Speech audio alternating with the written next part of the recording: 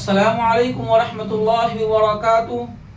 Qasmi Urdu news में आप तमाम नाज़रीन का खुश आमदीद। दोस्तों, कांग्रेस को तीनों रियासतों में शिकस्त से दो चार होने के बाद ईवीएम मशीन बदनामे ज़माना होकर विपक्ष के कड़वी कसैली बातों के तले दब चुका है।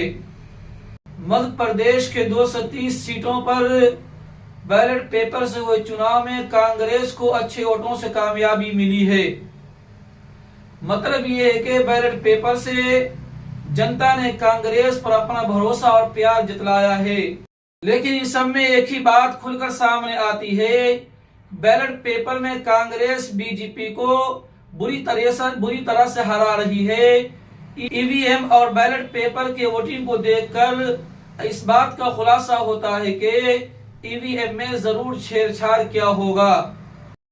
लेकिन जब दूसरी बात पर आप गौर करते हैं, जिसमें कांग्रेस इस बात का दावेदार है कि उसे रियासत में मुकम्मल वोट मिले हैं जनता की तरफ से 4 करोड़ 90 लाख, जो बीजेपी से 9 लाख जायद है। घूम फिरकर फिर वही बात सामने आ जाती है कि जब ईवीएम में छेड़छाड़ का इल्जाम है तो कांग्रेस को 9 लाख वोट कैसे मिले। मामला बहुत ही ज्यादा तशवीशनाक, हैरत अंगेज और ताज्जुब खेज है। कोई जमात जब भी हारती है तो अपने हार का इल्जाम ईवीएम में छेड़छाड़ का ठेकरा फोड़ देती है। जब कामयाब होती है तो ईवीएम में छेड़छाड़ का इल्जाम तराशी नहीं करते। इस इलेक्शन में ईवीएम में छेड़छाड़ की कितनी शिकायतें आई हैं, सुप्रीम कोर्ट के वकील नरेंद्र मिश्रा ने बताया कि 15,000 से ज्यादा शिकायतें सुप्रीम कोर्ट में आई है। मेरे देशवासियों, कांग्रेस का कहना भी एक तरह से सही है।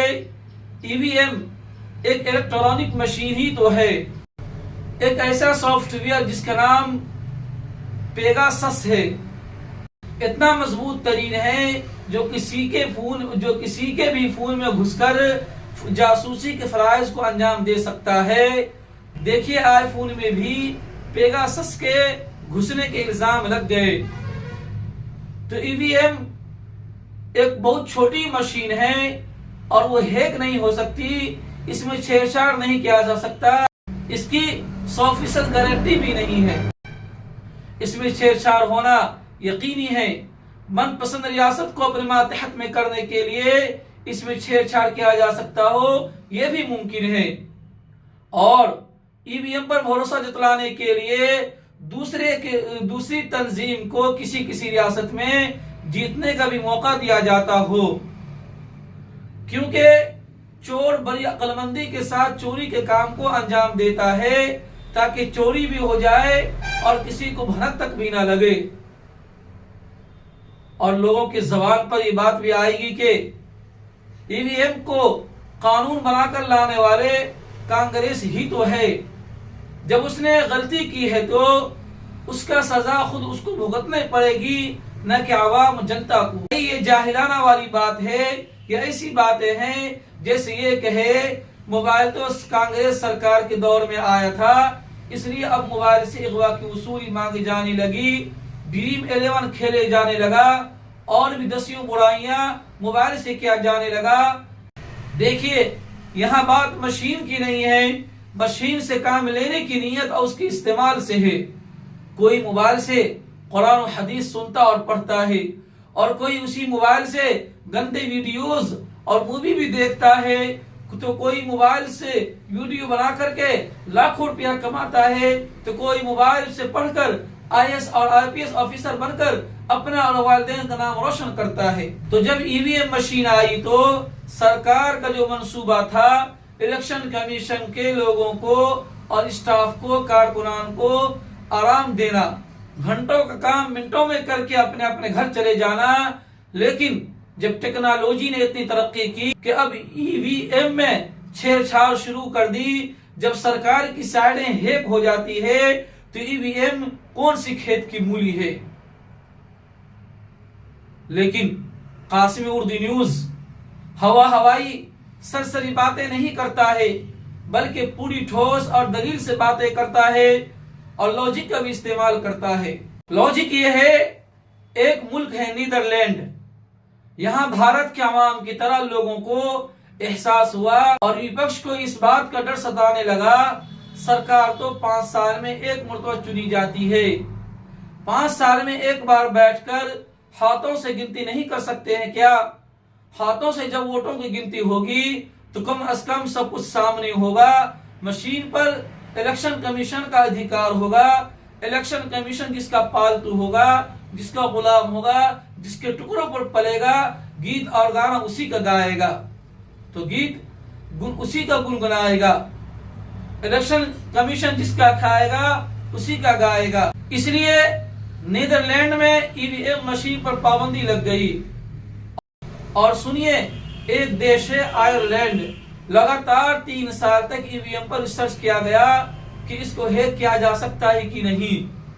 3 साल के जान तो मेहनत के बाद इस नतीजा पर पहुंचा कि ईवीएम को हैक किया जा सकता है। और आखिर में वहां भी इस पर पाबंदी आयद कर दी।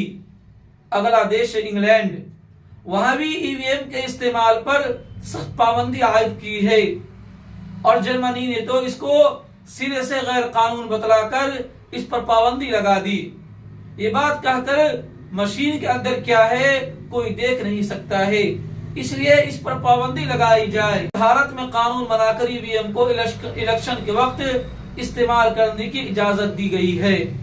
एक वक्त तक जब ईवीएम में छेड़छाड़ नहीं किया जा रहा था, लेकिन अब ईवीएम पर बहुत लोगों को शक होता है, जिसकी वजह से ईवीएम शक के दायरे में आ चुका है। जब कोई हारता है तो उसका ठेका ईवीएम पर को फोड़ता है, उसका ठेका ईवीएम पर फोड़ता है। बीजेपी अपने आप को जनता की पहली पसंद बतलाती है।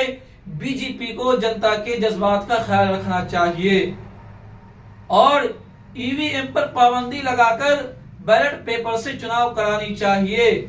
बार बार ईवीएम को बदनाम करने का खेल खत्म हो जाएगा।